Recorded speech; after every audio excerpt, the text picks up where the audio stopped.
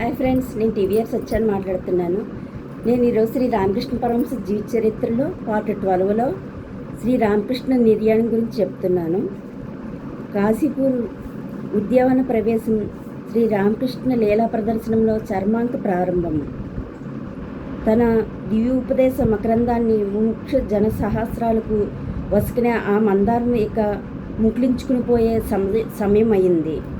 శ్రీ రామకృష్ణుడు అపరిమిత బాధపడుతున్న లోకంలో తన మహోద్యమాన్ని కొనసాగించే నరేంద్రాది యువక బృందాన్ని చూసి సంతృప్తుడై కాలం గడపసాగాడు. తన కార్యాన్ని నిర్వహించే శిష్యులను సమర్థులను చేయటం ఒక్కటే అతడికి మిగిలి ఉన్న మహాకార్యం. మరణశయ్యలో ఉండి అతడు సాగిస్తున్న మహోద్యమం ఇదే.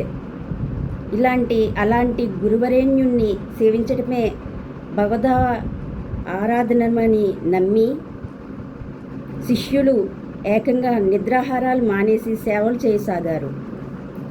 రోజులు గడిచే కొద్దీ శ్రీరామకృష్ణుల వ్యాధి తీవ్రం కాసాగింది. అతడి దేహం ఇక సంపూర్ణ శిథిలమవటానికి లెక్కకు రోజులే మిగిలాయి. కానీ అతడి వదనం అఖండ జ్ఞాన ప్రదీప్తమై ప్రశాంత నిలయమే భాషిస్తోంది. ఈ సమయంలో నరేంద్రుడిలో ఆధ్యాత్మిక శక్తి మూర్తీభవించింది. ఒకరోజు గిరీష్ చంద్రుడు అతన్ని తనతో ధ్యానానికై ఒక చెట్టు కిందకి తీసుకుపోయాడు. వారంతా ధ్యానముద్రలో కూర్చున్నారు. అక్కడ దోమల బాధ చెప్పలన్నవి కాదు. ధ్యానం అసాధ్యం అవటంతో గిరీష్ చంద్రుడు కళ్ళు తెరిచి నరేంద్రుడిని చూశాడు. నరేంద్రుడి శరీరం నీలాంబరంతో కప్పబడినట్లు అసంఖ్యాక దోమలతో కప్పబడినప్పటికీ అతడు నిశ్చల ధ్యాన నిమగ్నుడై ఉండటం చూసి గిరీష్ చంద్రుడు ఆశ్చర్యచకితుడయ్యాడు. బాహ్యస్మృతి అంటే ఇలాంటిది కదా. శ్రీరామకృష్ణులకు తన ఆధ్యాత్మిక పుత్రులను అనదగ్గ శిష్యులందరిలో నరేంద్రుడి పట్ల అపరిమిత విశ్వాసం. తాను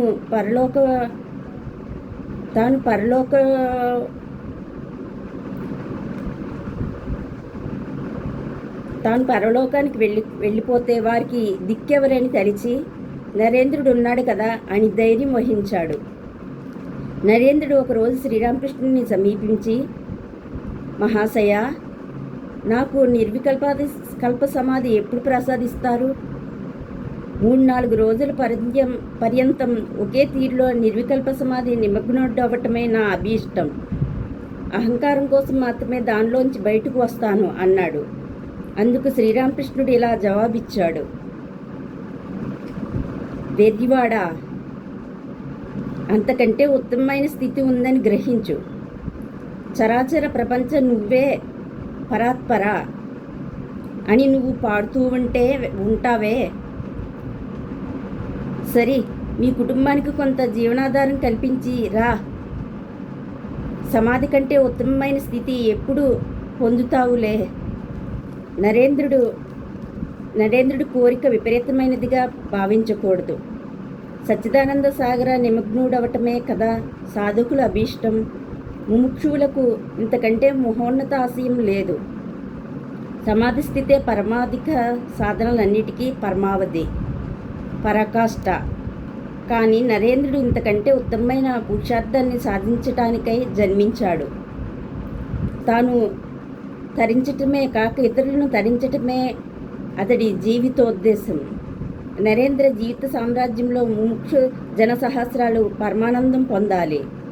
అనతి కాలంలోని స్వకీయ ముక్తిని అతడు తృణప్రాయంగా భావించడం ఆశ్చర్యం కాబోదు. నామరూపాతీతమైన నిర్గుణ వ్యవస్థ మాత్రమే కాక జగద్రూపమైన సుగుణావస్థలో సైతం అతడు బాహ్య సాక్షాత్కారాన్ని పొందాలి. భక్తి జ్ఞానాలు అతడి జీవితంలో సమన్వయం అవ్వాలి. ఇదే రామకృష్ణుల అభిలాష. మరొక సమయంలో శ్రీరామకృష్ణుడు నరేంద్రుని చేరపిలిచి, ఇంకా కళాశాలలో ఎందుకు చదువు కొనసాగించావు అని అడగ్గా, నరేంద్రుడు ఆవేశపూర్తుడై ఇలా అన్నాడు, మహాశయ, ఇంతదాకా అక్కడ నేర్చినదంతా శాశ్వతంగా మరిచేట్లు చేసే ఔషధం ఏదైనా ఉంటే తెలుపండి, మనస్ఫూర్తిగా పుచ్చుకుంటాను. నరేంద్రుడు ఈ రోజుల్లో ప్రతి రాత్రి పంచవటికెళ్ళి తీవ్ర తపస్సు చేస్తూ ఉండేవాడు. లోకంలో తన మహోద్యమాన్ని కొనసాగించే బాల శిష్య బృందానికి నరేంద్రుడిని నాయకుని చేయటానికై శ్రీరామకృష్ణుడు ఇలా అతన్ని సంసిద్ధుణ్ణి చేయసాగాడు. నరేంద్రుని ఒకరోజు తన చెంతకు పిలిచి ఇలా అన్నాడు, చూడు నరేన్, ఆ బాలురందరినీ నీ చేతుల్లో పెడుతున్నాను. నేను గతించాక వీళ్ళు పరమార్థిక సాధనలను విడవకుండేటట్లు చూడు. మళ్ళా వీళ్ళు ఇళ్లకు మరలిపోరాదు సుమా. భావి సన్యాస జీవితానికి సంసిద్ధులను చేయటానికై శ్రీరామకృష్ణుడు బాలశిష్యులను ఒకరోజు ఇంటింటికి తిరిగి భిక్షమెత్తుకుని రండి అని ఆజ్ఞాపించారు. వారు సంశయించక తక్షణమే హరినామస్మరణ గావిస్తూ వెళ్ళి బియ్యం తెచ్చి వండి గురుదేవులకు అర్పించారు. గురుదేవులు పిడికెడు తీసుకుని ఇది పరమ పవిత్రమంటూ ఆరగించారు. శీఘ్రకాలంలోనే ఆ బాలు సర్వసంగ పరిత్యాగం చేసి కాషాయ వస్త్రధారులై భిక్షాటన చేస్తూ సత్యాన్వేషణ ఉనరుస్తారని శ్రీరామకృష్ణులకు స్పష్టంగా తెలుసు. ఆదర్శమూర్తిగా తనకిలా మార్గదర్శకుడైన శ్రీరామకృష్ణుల పట్ల శిష్యుల భక్తి విశ్వాసాలు అపారం కాసాగాయి. సన్నిహితుడు, తత్వజ్ఞుడు, గురువు సర్వం తమకు శ్రీరామకృష్ణులే అని నరేంద్రుడు విశ్వసించాడు.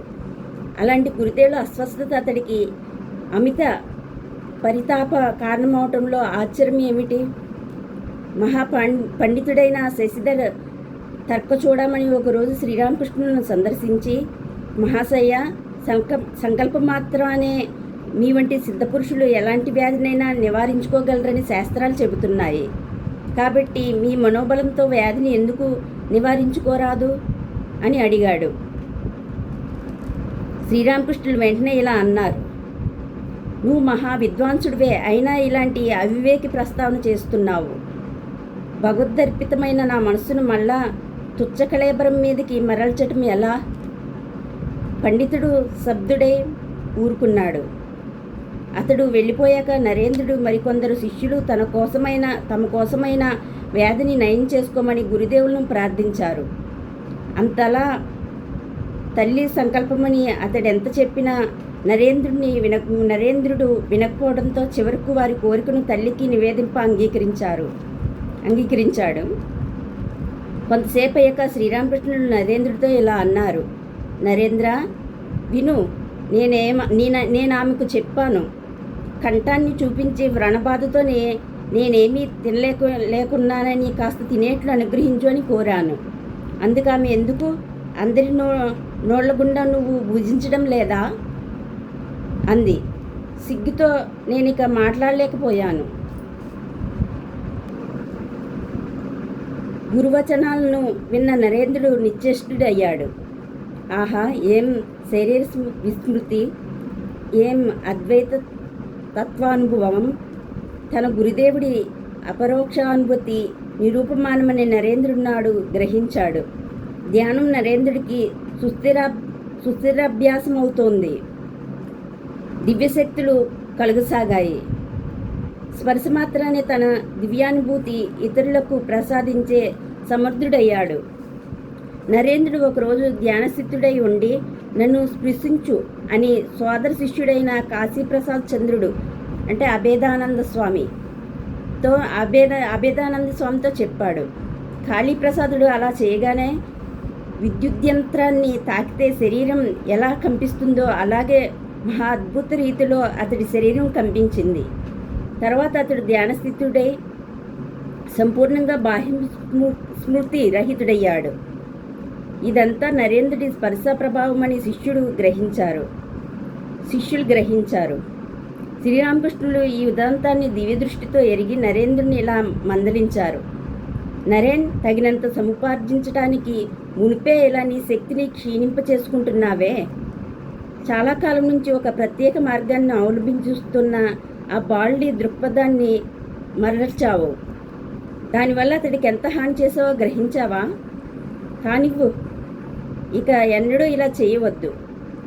ఏమైనా ఆ బాలుడు అదృష్టవంతుడు. నరేంద్రుడు నిశ్చేష్టుడై విన్నాడు. గురువాక్యులను తలదాల్చి అతడు మారు పలకలేదు. నానాటికి శ్రీరామకృష్ణుల వ్యాధి తీవ్రతరం కాసాగింది. కానీ అతడు వదనం దివ్యోల్లాస సంశోభితమై ఒప్పారుతోంది. ఒకరోజు అతడు తల్లి పిల్లలను బుజ్జగించే తీరులో రకాల్ అంటే బ్రహ్మానంద స్వామిని నరేంద్రుడిని బుజ్జగిస్తూ మహేంద్రుడనే భక్తుడితో ఇలా అన్నాడు: నా అమాయకత్వాన్ని, విహీనతను చూసి జనం నన్ను వశపరుచుకుని దుర్లభమైన దివ్యానుభవాలను పొందకుండటానికై తల్లి నన్ను ఈ లోకం నుంచి తీసుకుపోతోంది.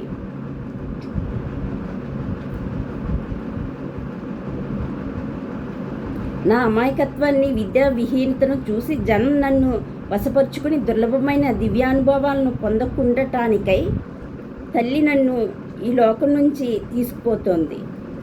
పారమార్థిక సాధనలు ఈ యుగంలో ఎంతో వెనకబడి ఉన్నాయి సుమా. మళ్ళా తన ప్రియశిష్యులతో ఇలా అన్నారు: శరీరం ఉన్నంత వరకు బాధపడటం తప్పదు. అందుచేత ఒక్కో సమయంలో నేను మళ్ళా జన్మించిన అవసరం లేకుండేటట్లు కోరుతుంటాను. అయినా శరీరం దివ్యానంద సందాయకం. తన భక్తుల కోసం భగవంతుడు అవతరిస్తుంటాడు. అప్పుడు నరేంద్రుడు అనురాగపూర్వకంగా అవలోకించి తత్వజ్ఞానాన్ని గురించి సాక్షాత్కారమైనాక మానవుడి స్థితిని గురించి కాసేపు ముచ్చటించాడు.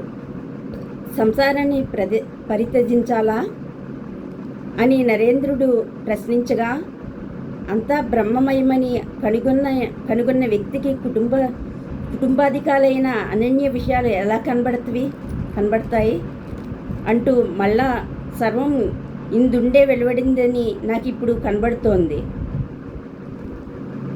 తెలిసిందా నరేన్ అన్నాడు. సమస్త సృష్టిజాతము తమలో నుంచే ఉద్భవిస్తోంది అని నరేంద్రుడు అనగా శ్రీరామకృష్ణులు మందహాసం చేసి, చూసారా, అతడికి అర్థమైంది అని ప్రకటించారు. ఒకప్పుడు శిష్యులందరూ బుద్ధదేవుడి దివ్య సందేశాన్ని గురించి చర్చించసాగారు. ప్రధాన వక్త నరేంద్రుడే. నా శరీరం ఇక్కడే ఎండిపోని, దీనిలోని ఎముకలు మాంసం శిథిలం కాని, ఏ అనంత జ్యోతి దర్శనం అతి కష్ట సాధ్యమో ఆ అనంత జ్యోతి దర్శనం లభించినదే యుగ సహస్రాలైన ఈ శరీరం ఈ ఆసనం నుంచి చలించకూడదు అనే బుద్ధ భగవానుడి శపథాన్ని అతడు నిశ్చలమై ధైర్యమూర్తియే పలికాడు. అంత సోదర శిష్యులు ఆవేశపు పరవశులై తత్వాన్వేషణలో బుద్ధుడి మాదిరే తమ శరీరాన్నైనా త్యజించి నిశ్చయించుకున్నారు.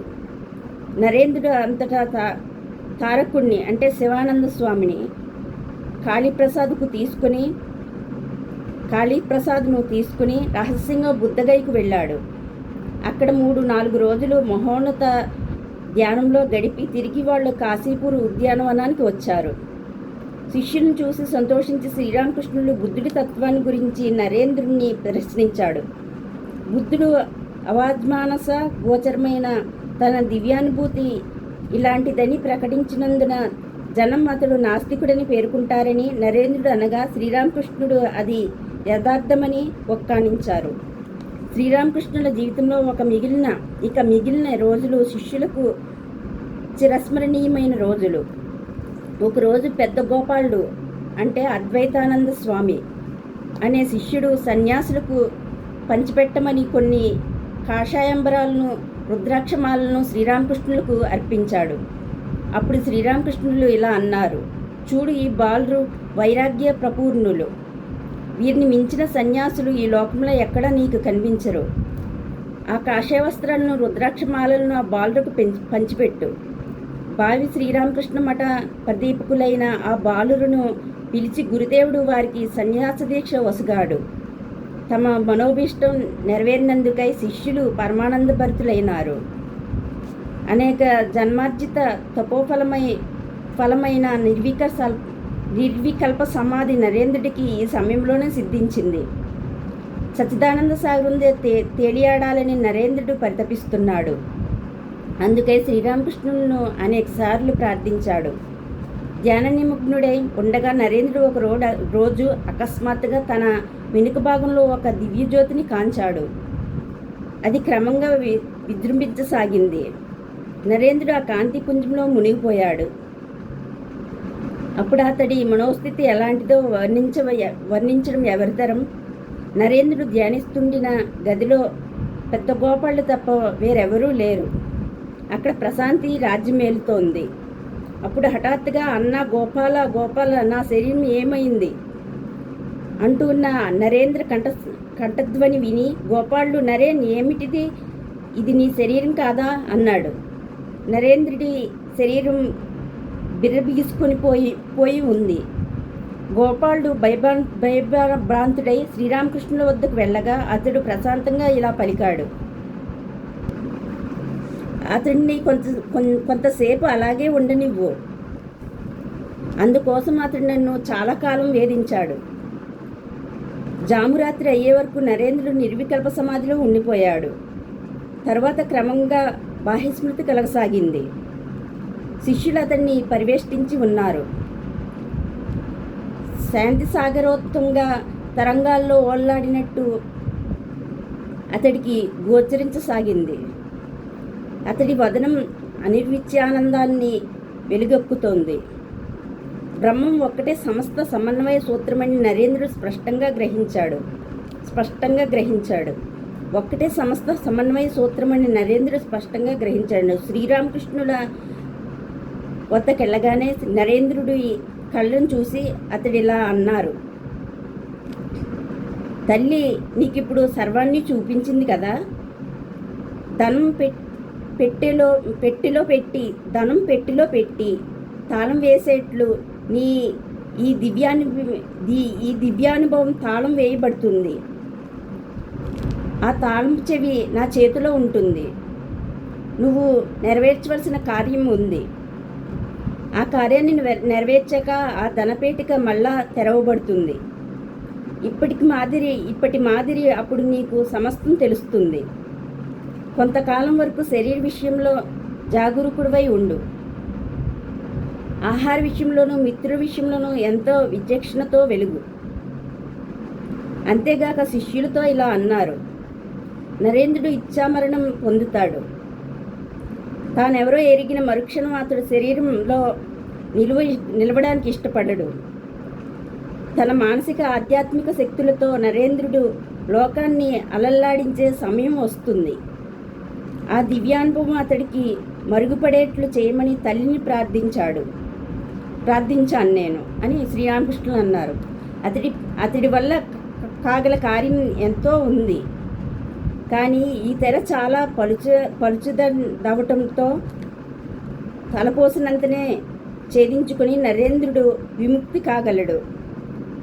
గురువాక్యాలు ఎలా యథార్థాలైనాయో మున్ముందు మనకు విసిద్ధమవుతుంది.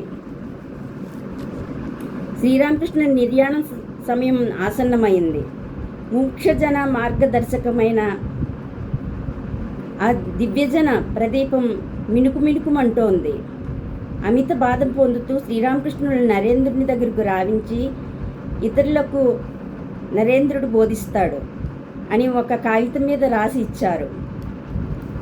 సంశయాత్ముడై నరేంద్రుడు నేను ఇలా చేయను అన్నాడు. నువ్వు చేసి తీరుతావు అని శ్రీరామకృష్ణులు మారు పలికారు.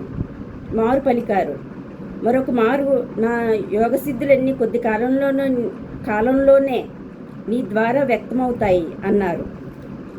అంతిమ దినాలు సమీపిస్తున్నవని ఎరిగి శ్రీరామకృష్ణుడు విశేషంగా శిష్యులకు ఆధ్యాత్మిక బోధ గావించసాగారు.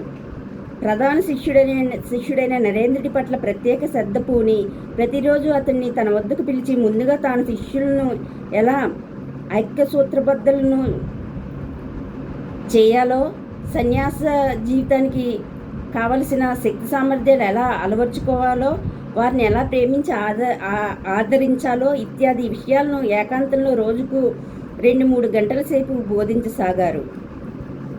శ్రీరామకృష్ణులు మహాసమాధికి 3-4 రోజులు మాత్రం మిగిలి ఉన్నాయి. నరేంద్రుడిని అతడు తన వద్దకు పిలిచి తదేక దృష్టితో చూస్తూ ధ్యాన నిమగ్నుడయ్యాడు. వెంటనే విద్యుత్ ప్రసారం మాదిరి ఏదో ఒక సూక్ష్మశక్తి తరంగం తనలో ప్రవేశిస్తున్నట్లు నరేంద్రుడికి గోచరించింది. తదుపరి నరేంద్రుడు బాహ్యస్మృతి కోల్పోయాడు. స్మృతి వచ్చాక అతడు గురుదేవుడి కళ్ళ నుంచి బాష్పదారులు ప్రవహిస్తుండటం చూసి ఆశ్చర్యచకితుడై కారణం తెలుసుకోకోరగా అతడు ఇలా అన్నారు, నరేంద్ర, నేడు నా సర్వస్వం నీకు దారిపోసి నేను ఆధ్యాత్మిక సంపద్విహీనుడై ఫకీరునయ్యాను. నా వల్ల అందజేయబడ్డ శక్తితో లోకంలో నువ్వు ఘనకార్యాన్ని నిర్వహిస్తావు. తదుపరి మళ్ళా స్వస్థితి నొందుతావు. అమానుష శక్తితో అనేక ఏళ్ళు కఠోర తపస్సు చేసి తన గురుదేవులు ఆర్జించిన అఖండ శక్తి, అనిర్వచనీయ ప్రతిభ, ఆధ్యాత్మిక సంపద్వైభవం ఇలా నరేంద్రుడికి అప్రయత్నంగా లభించింది. ఎవరైనా ఒక పువ్వును ఇచ్చేట్లు, కానుక నొసగేట్లు శ్రీరామకృష్ణుడు తన సర్వస్వాన్ని లోక కళ్యాణానికై నరేంద్రుడి అధీనం గావించారు. త్యాగానికి ఇంతకంటే పరమావధి ఏది? శ్రీరామకృష్ణుడి మహాసమాధికి ఇక 2 రోజులే మిగిలి ఉన్నాయి. చంద్రుణ్ణి పరివేష్టించి ఉండే నక్షత్రాల మాదిరి శిష్యులు అతడి చుట్టూ మూగి ఉన్నారు. తటాలున నరేంద్రుడికి ఈ ఆలోచన తట్టింది. ఈయన అనేక పర్యాయాలు తాను అవతారమూర్తిని చెప్పి ఉన్నారు.